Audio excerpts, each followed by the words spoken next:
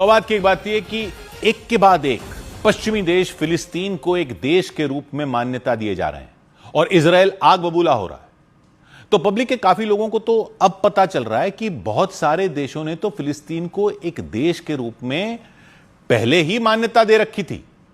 ये तो Britain, France वगैरह ने अब दी है, लेकिन पब्लिक में ज्यादातर लोगों को यह समझ नहीं आ रहा कि इससे होगा क्या। अगर इतने सारे देश फिलिस्तीन को देश मानते हैं तो क्या फिलिस्तीन एक देश बन जाएगा? और बन जाएगा मतलब क्या हुआ? अभी फिलिस्तीन क्या है? अभी देश नहीं है तो वेस्ट बैंक में जो पैलेस्टीनियन अथॉरिटी है वो कहां की सरकार है? और गाजा क्या है?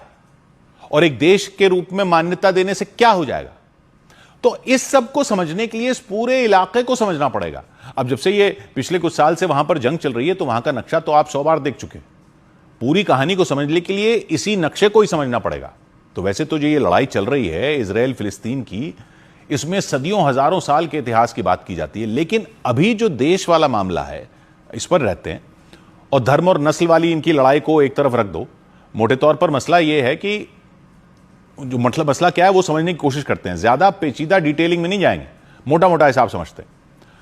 तो वैसे तो इतिहास बहुत पुराना है, लेकिन ये जो इलाका है जहां इजराइल है, यहां तक करीब 500 साल पहले ऑटोमन तुर्क साम्राज्य फैल गया था।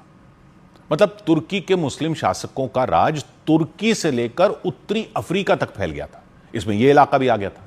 तो ज्यादातर लोग यहां के यानी 80-85% लोग अरब मुसलमान थे। बाकी जो थे उनमें यहूदी भी थे और ईसाई भी थे।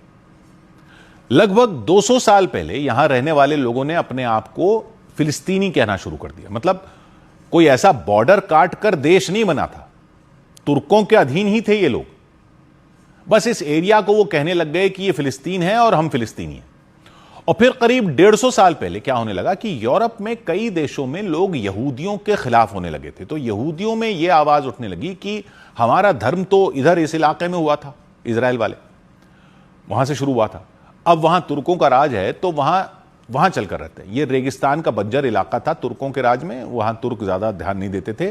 तो धीरे धीरे यूरोप के यहूदियों ने यहां पर जमीनें खरीदनी शुरू की, जमीनें खरीदनी उन्होंने शुरू की और बंजर रेगिस्तान में जमीनें लेते गए, थोड़े थोड़े आकर यहां बसना शुरू किया। और यहां रेगिस्तान में उन्होंने सोचा कि हमें कोई परेशान नहीं करेगा, लेकिन कोई बहुत ज्यादा तादाद में नहीं आए वो लोग, यहां थोड़े बहुत ही आकर सेटल हुए। अब फास्ट फॉरवर्ड करते हैं और सीधा आते हैं 1914 से 1918 तक चली पहली वर्ल्ड वॉर पर। पहली वर्ल्ड वॉर हुई, तुर्क हार गए तो ब्रिटेन ने 1970